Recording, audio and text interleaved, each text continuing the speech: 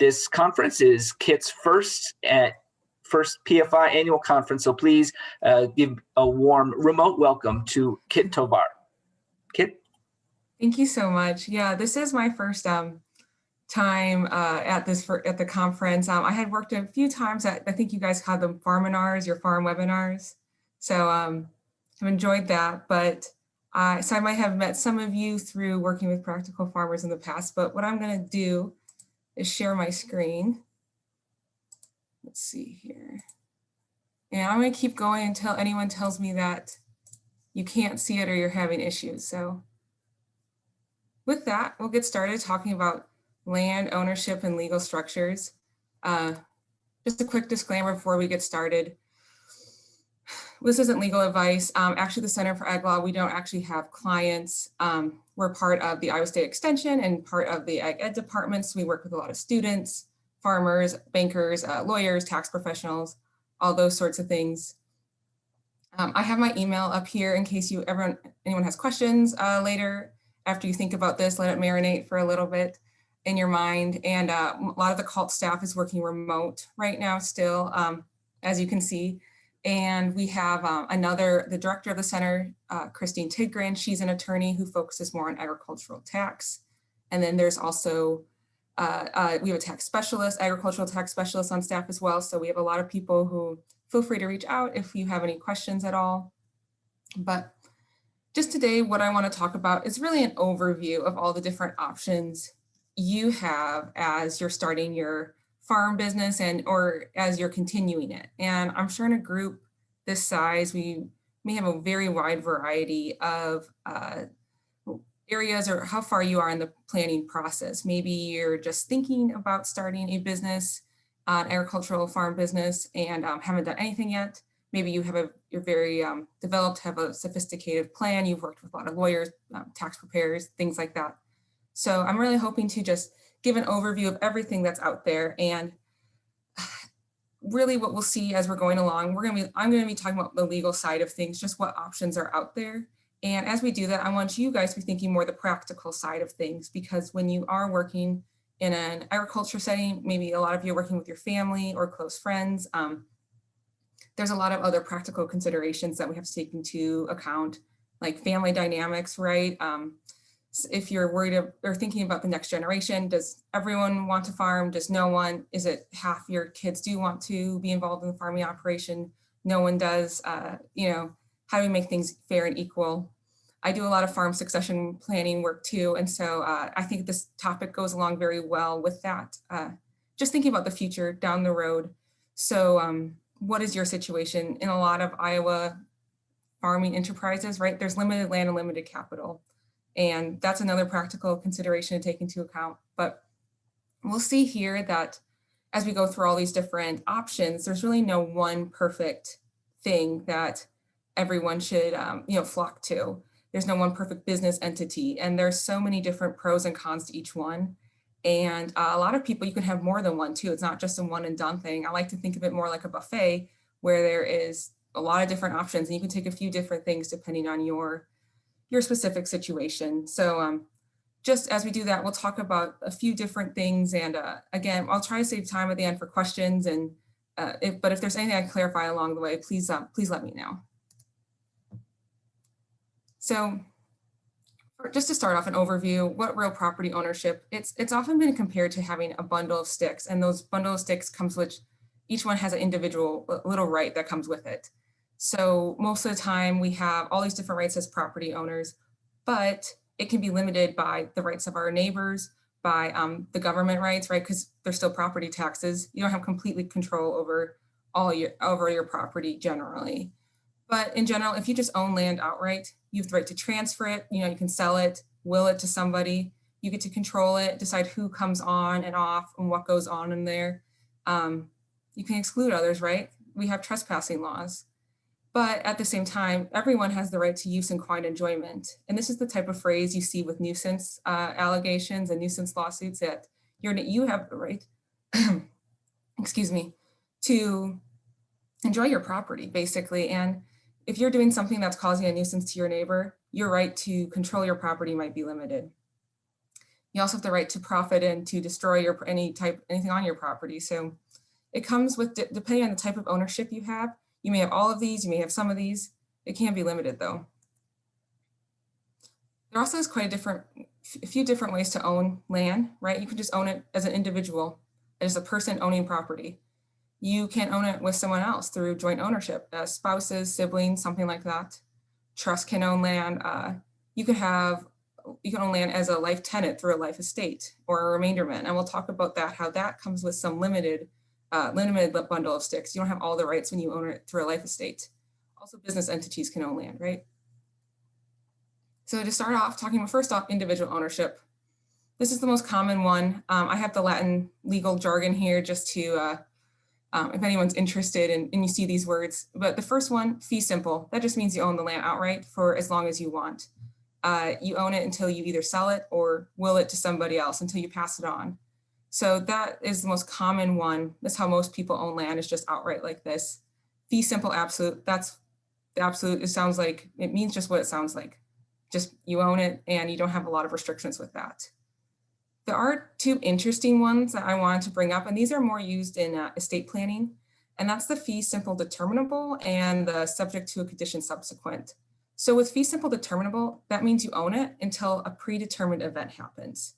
So, and then it reverts back to the original owner. So what would happen is that if there's grandparents who say, I'm going to give this farm to my grandkids until they stop farming. If that happens, the grandkids stop farming, the farm's going to automatically revert back to the grandparents. Or there could be the fee simple subject to a condition subsequent, where you, again, same situation, grandparents say, I'm going to give this land to my grandkids till they stop farming, and then I have the option of taking it back. That may be terminated, that ownership. So we see that sometimes for different farm succession planning and estate planning tools. It's not always super common, but I did want to bring it to your attention in case some of you do have that type of situation. Obviously, besides joint ownership, you can own land with someone else, and that through co-ownership. First off, there's the one I want to talk about is tenants in common. This is kind of the default form. It used to be the default form of co-ownership that everyone was more used to seeing. And here how it works is that every single tenant in this tenants in common, they have an undivided, separate and distinct share of the property, and they all have equal rights to the property. So this doesn't mean that if there's three of you, you each have separate thirds of the property, geographic thirds. You all own the entire property, but a third of it. And each tenant has a right to convey their property by will, through sale, anything like that. They own their own interest, and they have to share in taxes equally, any property taxes. There's also joint tenancy, and this is another form of co-ownership that is very common in married couples. And it's almost exactly the same as tenants in common. That each joint tenant is going to have equal rights and equal interest in the property. But the key difference here is this thing called right of survivorship. So what right of survivorship means is that once a joint tenant passes away, the other joint tenants automatically almost absorb the interest of that joint tenant that passed away. So this makes a lot of sense for married couples because normally what do you want? Where do you want your property to go? Right to your spouse when you pass away. But this can, so there's definitely, this is how I like to highlight that some of these tools can be great in certain circumstances, but not so great in others, because I had talked to a farmer who owned quite a bit of land on the Missouri-Iowa border. And what their plan was to do is that in order to avoid probate, because they didn't want to pay a lawyer, they did not want to pay probate fees, they were going to put all 3 or 4 of their adult children on the deed with them as joint tenants. So once they passed away, the farmer, that all their land would go right to their kids. Now that would work, except that what happens with their kids is that they're joint tenants with each other. And once one of the children would pass away, they would not be able to pass their land on. And usually that's what you want to do. If you own a share of a farm, you want to make sure your kids or whoever your heirs are able to receive part of it. So in this situation, if they kept it as joint tenants, it would be the last child alive to keep the whole farm. And that probably is not the outcome that person would want. So this is why these tools, they really can be great in certain circumstances, but it's really important to work with a professional to Make sure you don't accidentally do, just see things that know what you're getting yourself into. So it used to be that tenants in common was the default. Now Iowa law says that joint tenancy can be presumed if the deed says any of these things, if it identifies the grantees as married, if it says joint tenants, if it says language, something like, or they're a survivor, any of that, then the courts are going to assume that this meant to be as joint tenants. Throughout this, I try to include a lot of the Iowa code sections just in case people are interested and want to look up more detailed rules. So you'll see that throughout here. You can sever joint tenancy though. So if a joint tenant sells their property, then that property will be severed, then that joint tenancy will be severed, and the new owner and the original joint tenant, they're going to be tenants in common. So you can get out of the situation if you didn't want to be in it, but this is one way that joint tenancy it can be severed. Those are very common ways to just own land outright. And here is another limited form of ownership, and that is life estates that I had briefly mentioned before.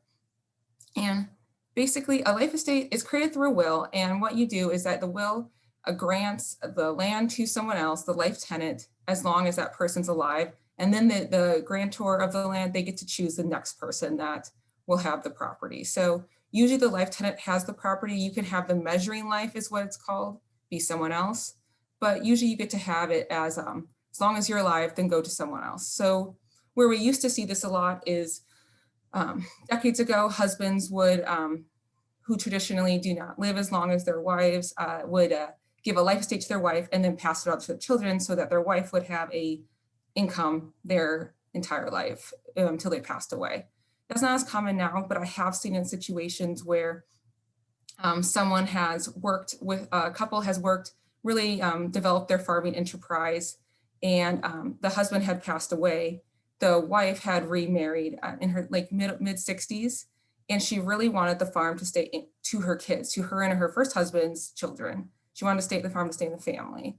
So what she did was create a life estate for her second husband because she wanted him to be taken care of while he was alive. And then the land would automatically go to the children who were the remaindermen once the second husband passed away. So there's still uses to it. Life tenants, they do have different rights and obligations though. Life tenants, they have the right to possess the property and they have the right to use the property exclusively. So they don't have to share with those remaindermen, the people who are going to own the property next, if they don't want to. A lot of times people get along fine though, so it's not as dramatic as it sounds. They also can lease, if you have lease the property, if you have farmland, a lot of people lease it off. That's how they create income through a life estate. If the life tenant and the remaindermen agree to sell it, that life tenant can receive a portion of the sale price depending on their valuation based off their life expectancy. So you do have some rights as a life tenant, but you also do have some duties as well. And that's the duties to the remaindermen who are going to inherit it next. You have to avoid waste. So you can't, you have to keep the property in good shape. You have to keep it to the level that you received it at. You also have to pay taxes on it, and you have to keep the use of the property the same. So that means if you do inherit farmland as a life tenant, you can't also change it into a neighborhood development or something like that. So you do have to keep it the same and kind of thinking what the next people are going to want to do with it.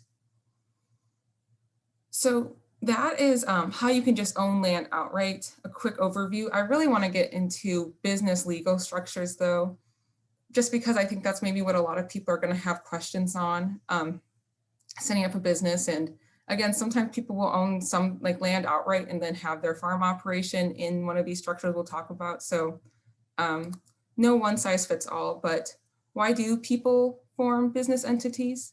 We just saw that you can own things outright. You can own land outright, property, machinery, all that. But one big reason is tax planning. And these are kind of the things I want to compare as we work through some of these different business structures. Tax planning is a big one, making sure you are able to, financially keep your business afloat. And different business entities do have different taxation structures. Another reason is limiting personal liability.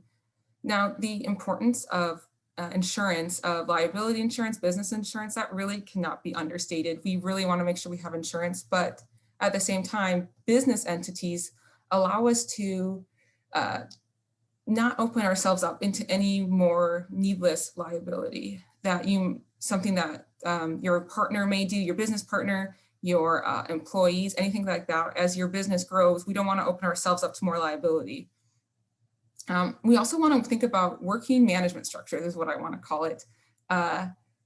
Depending if you are working with a family, a lot of business structures come with predetermined, preset working management structures, and that can really do well for farm families if there's people who, if you have two children and one really wants to be involved as in the business, but one does not, we can set up things that maybe someone gets to be involved in the management and someone just gets a salary. Or we can set up structures and through operating agreements, create parameters so everyone in the family or all the business partners know what they're getting into. Another great thing about business entities is the ability to attract investors. You want to show that you have a certain sense of legitimacy, that you have filed these documents, that you're having annual meetings, that you mean business basically. And also different structures offer opportunities for older generations to invest in the younger generations because of things like limited liability. So that is another big one, is making sure that you can get the capital you need.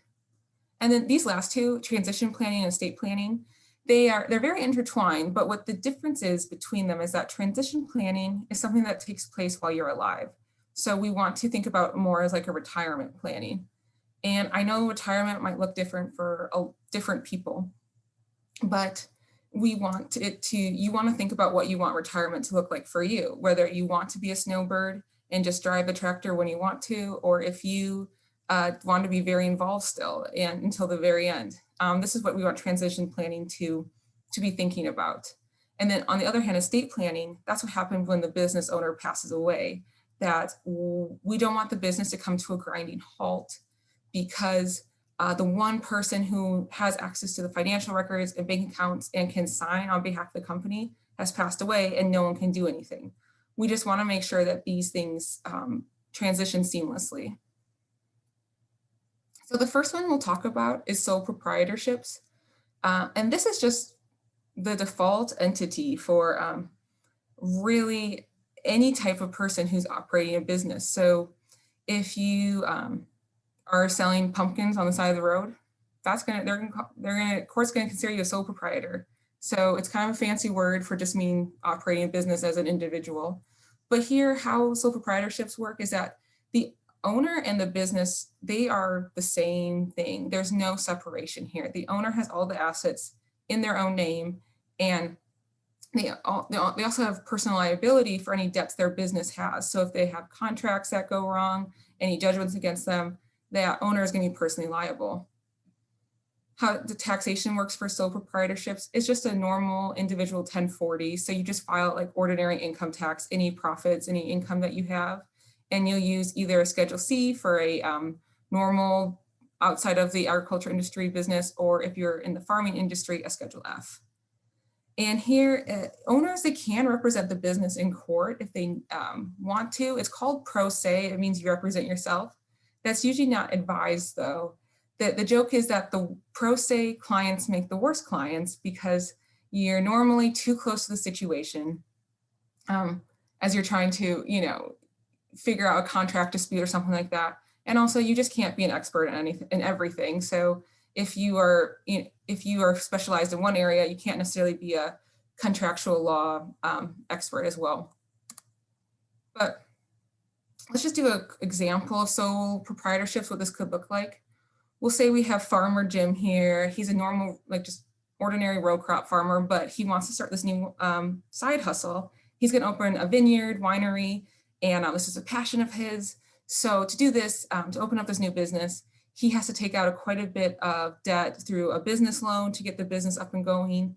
And he never gets any liability insurance, but years go on and his business becomes, fairly popular. He still has quite a bit of debt, but he's hired employees so he can take evenings off and someone else can take care of the winery. And what happens is that someone drops something, there's liquid on the ground, and a employee never picks it up, never cleans it up. So a client slips and falls and is very severely injured. So what would happen if there's a lawsuit against Jim and he has a judgment against him for $1 million for the injuries his client suffered. What would happen? And well, because let's say Jim is, just a normal person, he's on $1 million liquid sitting in cash waiting to pay something like this, and he doesn't have insurance, his farm could actually be at risk if to satisfy this judgment against him of $1 million. His farmland that's not part of the winery and vineyard, it could also be at risk to be sold and in order to pay the court fees and the judgment against him.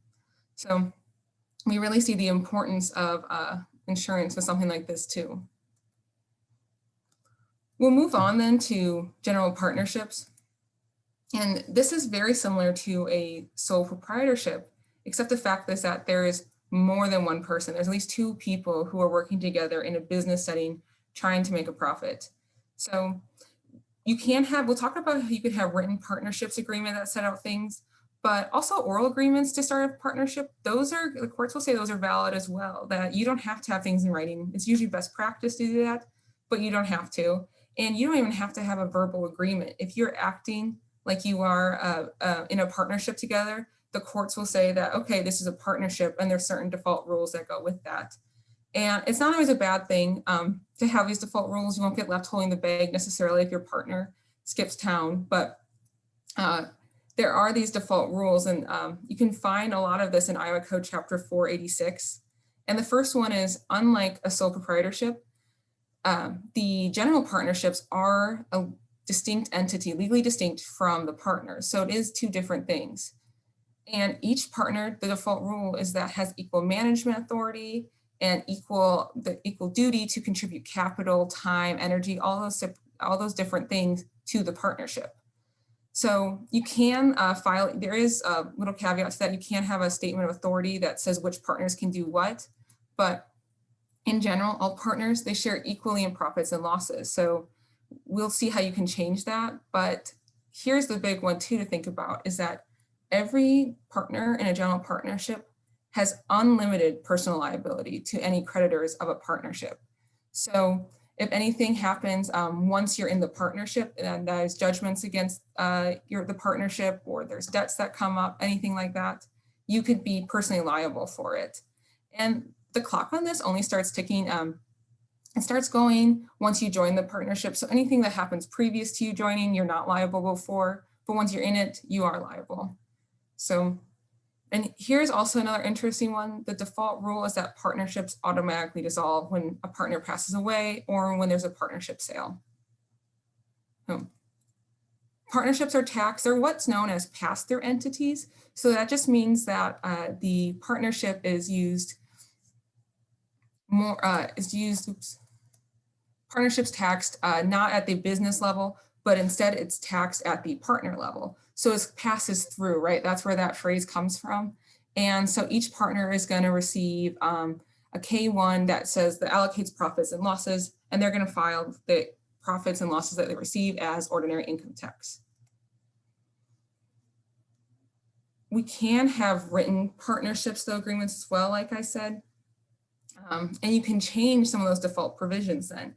So normally the amount of capital you contribute has to be equal, but you can change that and the equal management responsibility. So if one partner wants to give greater finances, the other one gives greater management, you can change that. If someone is giving greater capital to the partnership, maybe they have a greater share of the profits.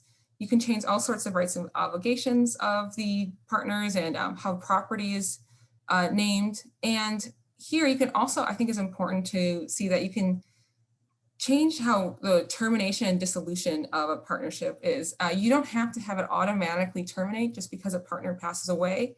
And you can create these buy-sell agreements so that if there could be reasons that a partner wants to get out of the partnership, nothing personally, just want to retire. And if you have it in writing, you can create these predetermined formulas, how much the partnership share will be worth. You can create requirements that the partners have to buy it first. We'll talk about family limited partnerships where it has to stay within the family, all sorts of things. And having it in writing is really great to know, to see things that, to kind of address things that could come up down the road. So you can't change some things, but you can't change everything. And one of those things is that every partner has the right to have access to all the financial records, all the books, things like that.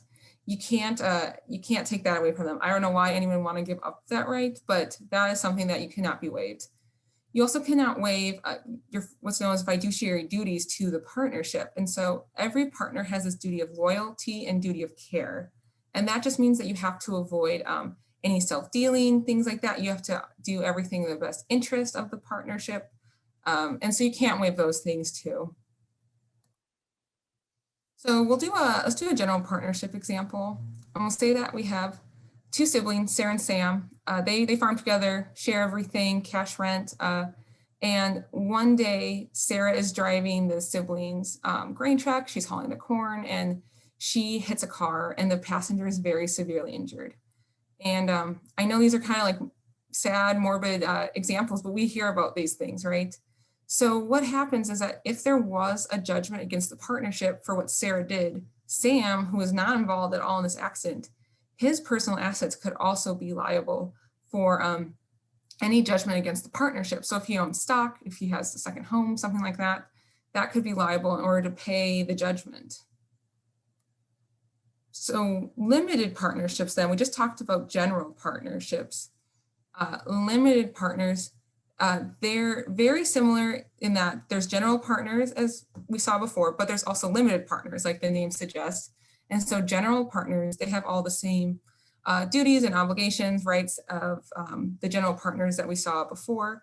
But these limited partners, they're a little different in that they contribute financial aid, they contribute capital, but they're not involved at all in the management. So that's the difference here. In exchange for giving up any management rights, they have this limited liability so that they're only liable up to the amount of capital they contribute.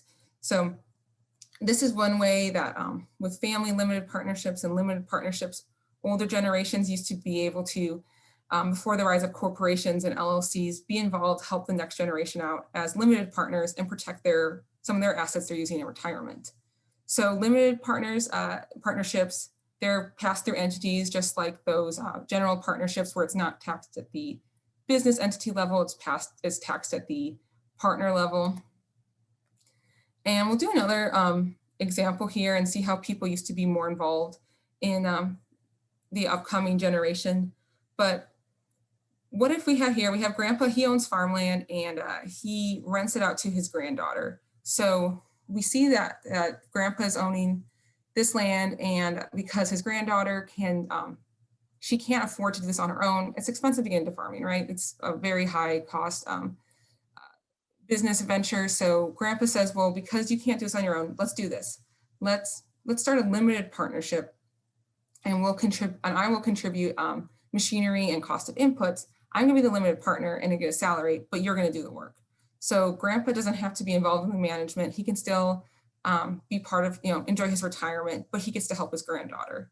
So what if we have the same situation here, what we saw in the last one, that granddaughter, she's driving her grain truck, she is involved in another accident. If there's a judgment against this limited partnership, will he be at risk for anything? And the answer is, well, his assets are only at risk for what he contributed to the partnership. So that the machinery, the cost of inputs, that could be at risk, but those 800 acres of farmland that maybe he's saving for his retirement to live off of, that would not be at risk. The farmland is not at risk because he's a limited partner. So we see that how there is some benefits to a generation being able to be involved, or someone else who has capital being able to be involved. Here's another example of what a limited partnership situation might pop up, where we have Lola. She's been farming for a long time and she wants to retire, but we'll use that term loosely, as we'll see. And she can retire from farming, and she's going to help her son Guido get involved. So what Guido is going to do is he's going to be the general partner. Lola's going to be the limited partner. But so that's a partnership agreement that they come up with, they have in writing. But Lola continues to give Guido a to-do list every day. She continues to see what needs to be done and make sure he does it, kind of be the boss. And she never gives up control of the bank account. She still has access to all of that, never shares it. So if there is an issue, and an accident, something like that, and the court's looking at this situation, do you think that Lola is going to be considered a limited partner?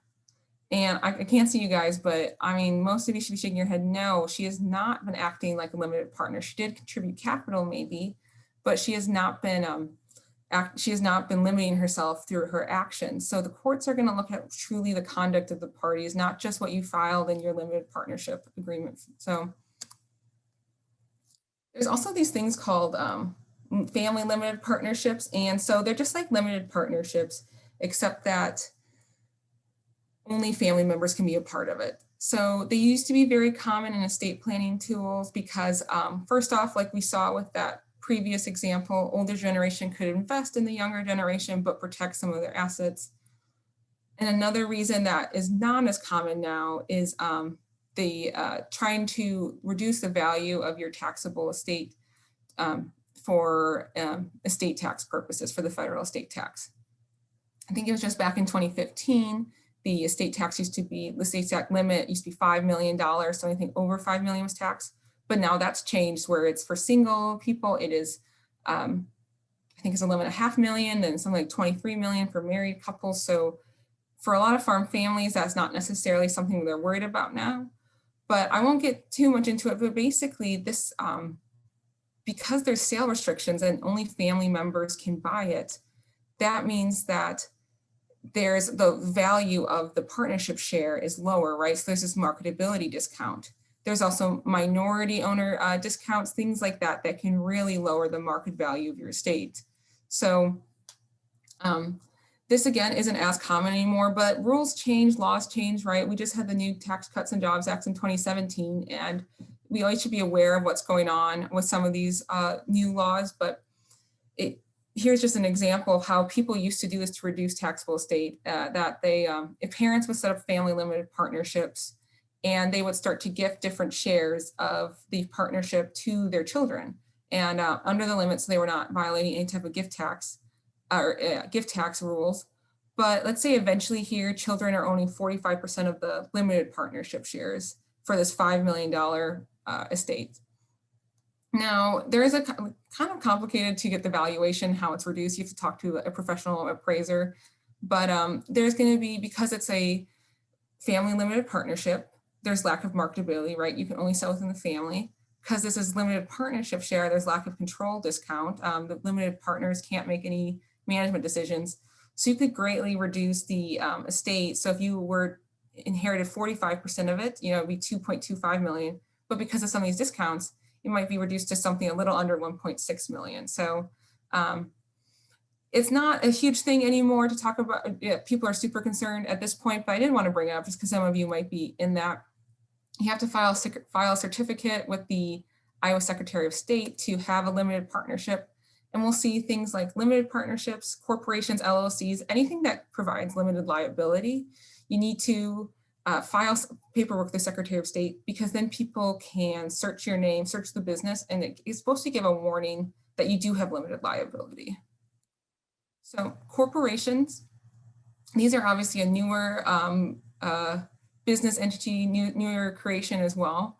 And corporations, they're legally distinct from the shareholders. Those are the people who own the business. They're separate legal entities. And the kind of the trade-off here is that corporations, they give everyone limited liability, not just the limited partners. Everyone, every shareholder, every officer can have limited liability. And the trade-off, though, is that there is a lot more formalities to go along with it. We saw there's so much flexibility with general partnerships, sole proprietorships, anything like that. But with corporations, the shareholders have to elect a board of directors. They have to appoint officers. They have to file all this paperwork with the Secretary of State. You have bylaws, and that's how you manage the corporation. You just kind of have a contract for everyone, that all the shareholders in there. The corporation can continue on forever, basically. It's unlike a partnership or a sole proprietorship that usually dies with the business owner. This is a potential to go on as long as there's someone to continually, you can pass on your shares. And again, this is like we saw with the partnerships. Buy-sell agreements can also be very common here, that you can require that someone sells back to the corporation. So you have some control over, especially in a family business, who is able to be a part of this corporation. So a lot of more formalities here. Like I said, you have to have annual meetings. You have to have records of those meeting minutes, things like that, because I want to talk about LLCs. There's this thing called piercing the veil, and it's a very dramatic phrase to basically say that if you're not acting like it's a business, then they're not going to give you some of these business protections. Corporations, they're taxed. So everything else we've seen up to this point is pass-through entities. Corporations, ordinary corporations, C Corps is a nickname, they're doubly taxed. So they're taxed at the corporate level. So the profits are taxed there. I believe the tax rate something like 21%. So that gets taxed. But then once the shareholders receive dividends, that's also going to be taxed. So you get taxed twice here. There is such a thing called S corporations. It's when you elect subchapter S status, and those are pass-through entities, however. And so they're pass-through entities, and they're taxed like a partnership is, or anything like that. So that could avoid that double taxation, but there's some limits to that too. If you want to have a large business, you can only have up to 100 shareholders. So it's not great the bigger you are, but there is some benefits like that too. So then this last one I want to talk about is the limited liability company. And this is the newest business entities we have here. The first state allowed one in 1977. And as you can see, that is new because sole proprietorships and partnerships been around since the beginning of time, since people started making business and working together. But these are these hybrid entities that they have the flexibility and taxation of a partnership combined with the limited liability of a corporation. So they kind of combine the best in both worlds, and they've become very popular in the last few decades. So another great reason is that people like to use partnerships is because of the management structure. So with limited partnerships, we saw the limited partners cannot be involved in the management, but with an LLC, all the owners, they're either called members or managers, they are allowed to be involved in the management as well. And so you can set it up, an LLC, to either be member managed or manager managed. And you can have the manager take a salary. You can do all these different things, and it might work great for maybe the manager who has more control of the LLC is the person who is involved in the business and on the farm, and the members are the siblings who are not involved, but in the day-to-day operations, but the parents still want them to, have that income. So there's a lot more flexibility in that.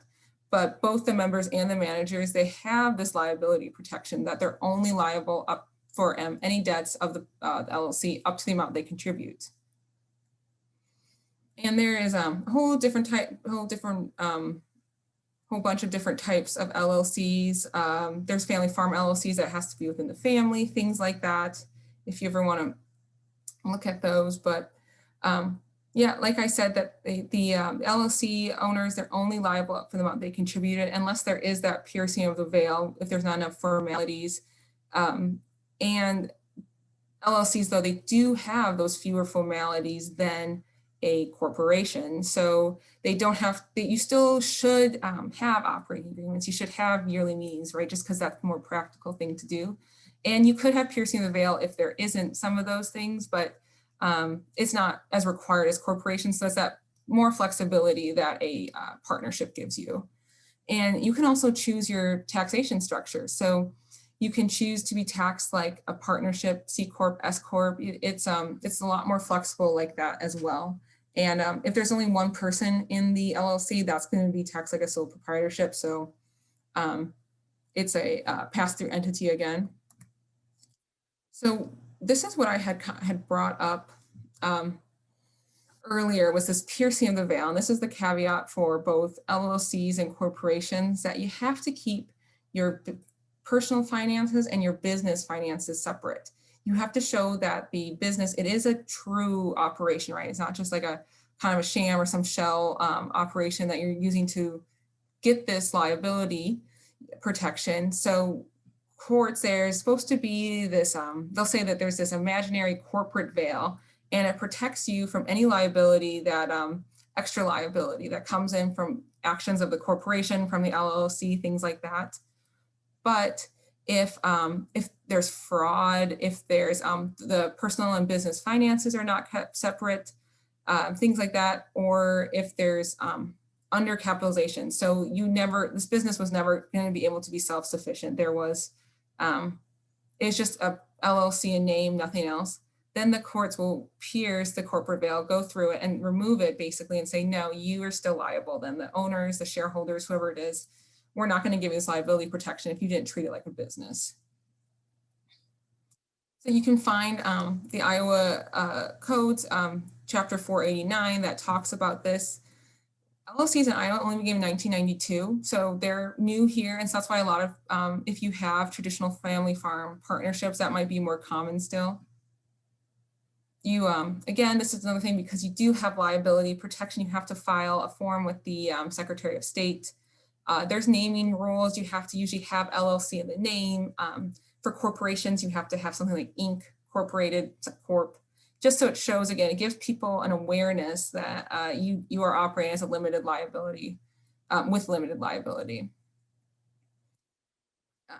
LLCs, it is great to have an operating agreement. It's not required, but it's basically just a contract, right, for the members to know the parameters of what they are obligated to do. They and it gives you a certain sense of legitimacy too. So businesses, you know, if you want to avoid having that corporate veil pierced, it's we want to make sure that we have these formalities in place. We're having meetings. It's not required to always have these, but it really shows that you're, you know, again, to attract investors, and shows that you're serious, that you are you know, this isn't just a fun side hobby for you. And it's good to help your business partners and you know what you guys are actually agreeing to. So like I said, you can actually search on the Secretary of State's website. What if you ever hear of a business, if you know, if you want to see if you're up there, what they filed, you can go and search that. There's also we have this website for the Iowa State Extension called Egg Decision Maker, and there's this really great resource. I have it up here. It might be hard to copy the link, but I can email it to people too. Business entities. It goes through a lot of this stuff. It even has this like handy chart about the pros and cons of each of the different business entities we've talked about. So feel free to use that, because I know we went through a lot of different land ownership structures and business structures today. But with that, I guess, are there any questions? So I'm going to stop sharing my screen. Thank you so much for that. It's very interesting. I have some questions that came in. So let's start. If you change your business structure tomorrow, when you file taxes for 2021, would it be under that new structure or the old one? In other words, is there a deadline or a cutoff? There is. So it would probably be if you did it. I'm trying to think. So if you did it the previous year, it would probably, I think for all of them, if you did like, if you change your business structure in 2020 at all, I believe it would be at that time. So again, though, please work with a tax professional, because that's a great question. And that is why there could be reasons, especially with how crazy this past year has been with different, if you have received farm payments, if you have had big losses, there might be times to change business structures. It might be a great time, it might be not a great time. So that is a great reason to work with someone to make, because it's really the, you know, devil's in the details of when is the perfect, or when's the optimal time, I should say, to change a structure if you need to. Cool. What are the reasons, benefits of getting an EIN number? I don't think you mentioned that in your talk, but that was a question. No, I did not. I think it's just EIN number. I believe the IRS just requires it for certain type of structures. So I guess, you know, especially if you're required to, you need to, but trust, things like that. But otherwise, I'm not sure if there's benefits. I think it's just it could be required if you have to, if that makes sense. Sure. Also, you didn't, well,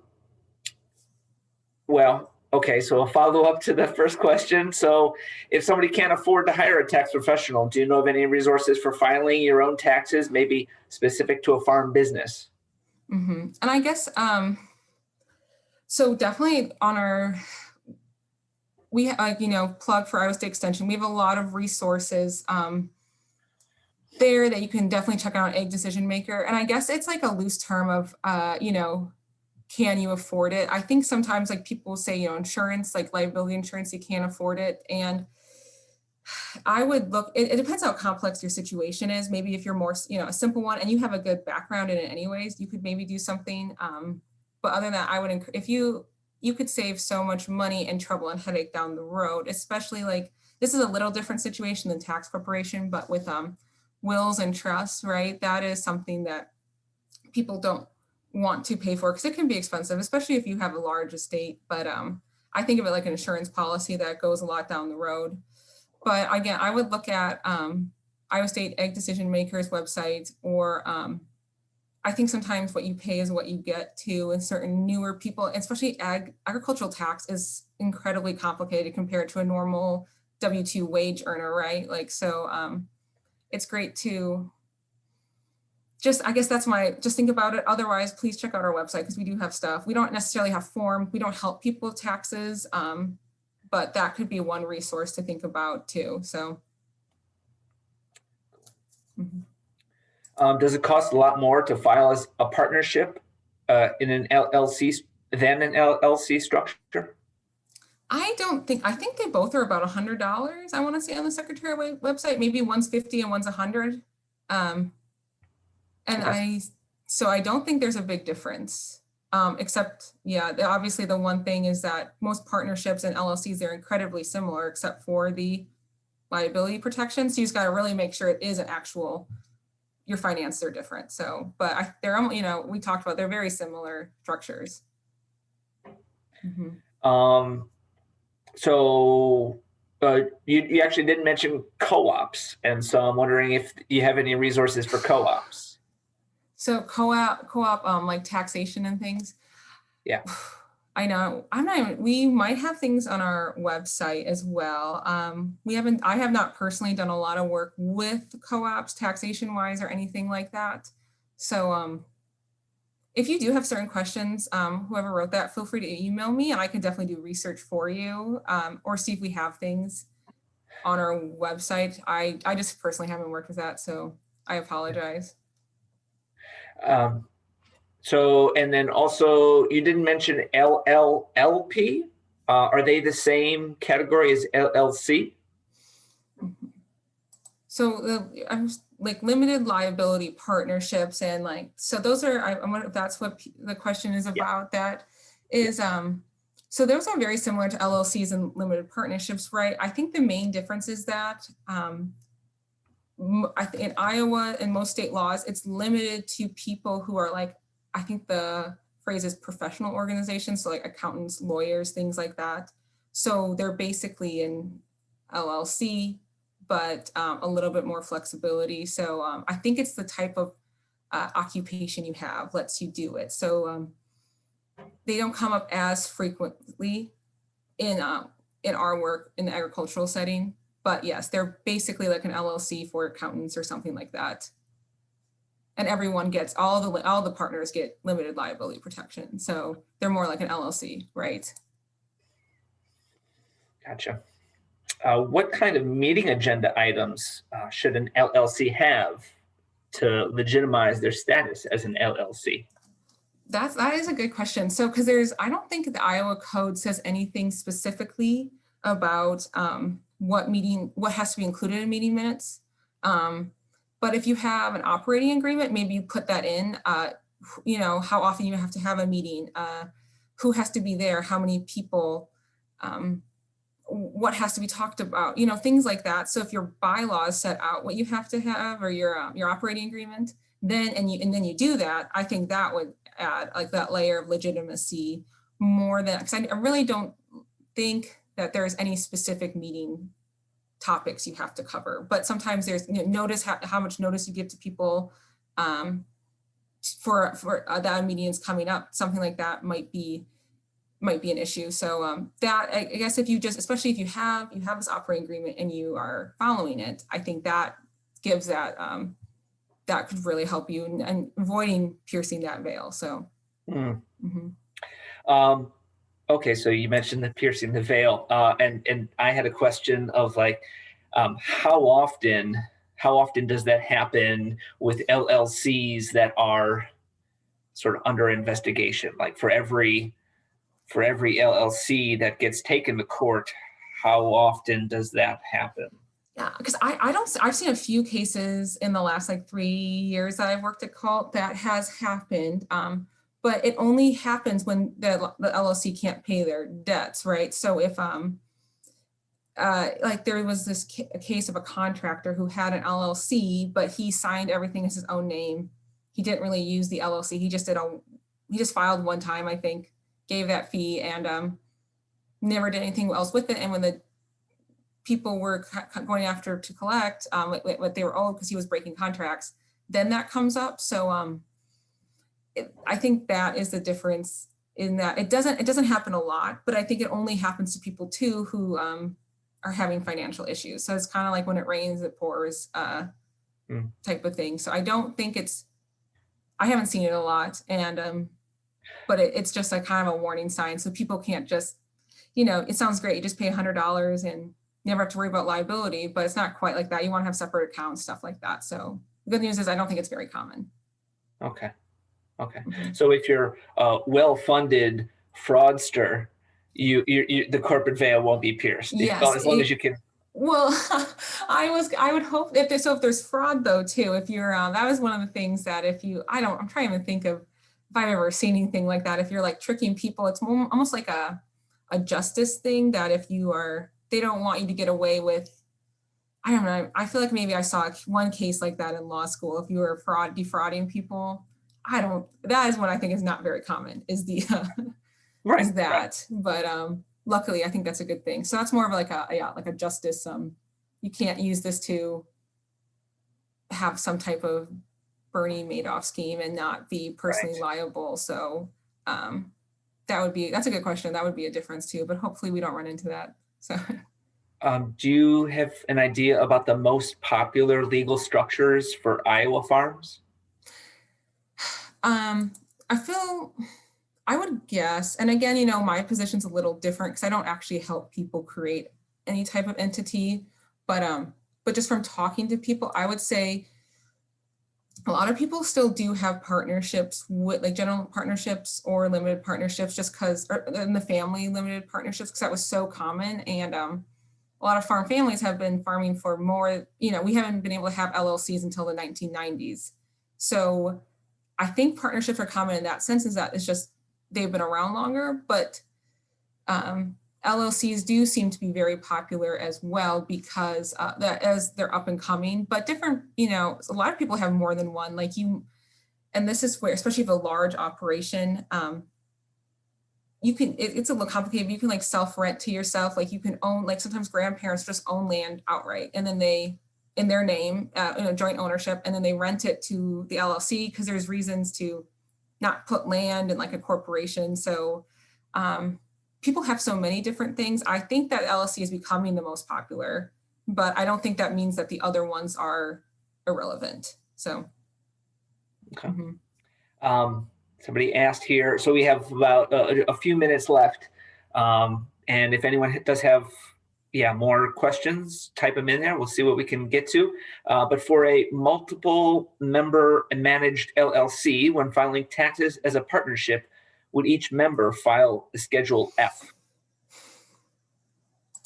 Because I'm trying to think here. So LLCs, I guess it would depend how you are filing to what you've elected to file as.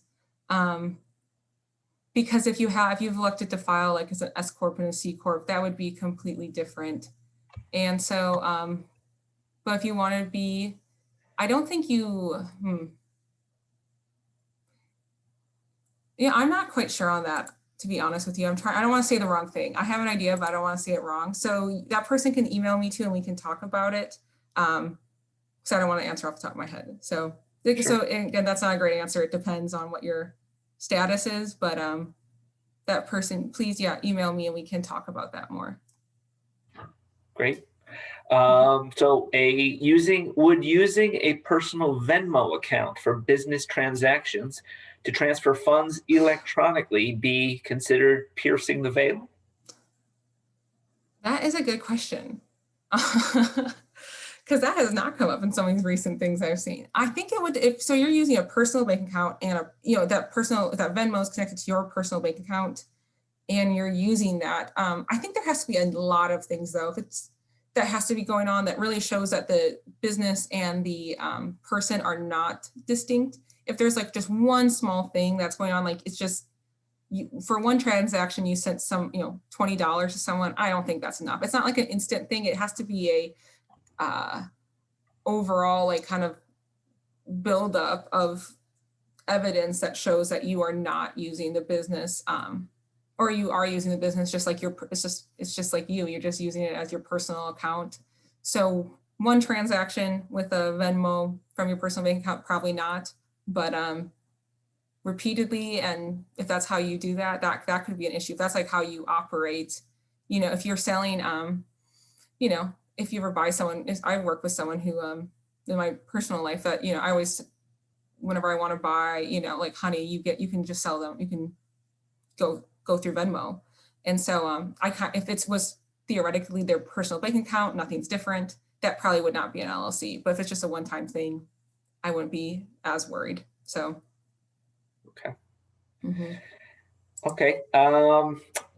I have a question about sort of how often do all these rules change? Obviously, legal precedent is, a very hard thing to change, I assume. And so, but what if there are rules at the federal level, and how can rule changes? And so how does, what impacts all these rules that you're laying out for folks, and how often can they change?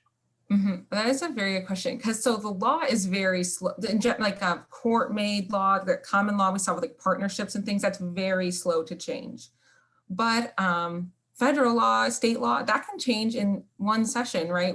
I think it was 2017 as well, or maybe it was 2018 that the Iowa state taxes changed drastically as well too. So and like now we have a new administration, because with our previous administration we had a whole bunch of laws change regarding taxation. We have a new administration. Will they do anything? We don't know, but that's something to keep an eye on. And that's why with estate plans and transition plans, it's good to revisit it. It's not just a one and done thing. It is important because things do change. It's not common, but every few years it's good to look at this.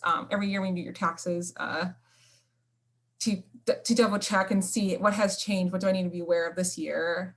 Usually it's luckily for like your average entrepreneur, you're not going to have to be searching the news every day trying to figure it out, because I think the big news like that pops up. But that's why you want to work with someone who's their job to be involved and be on top of this. So not too often, but it does happen.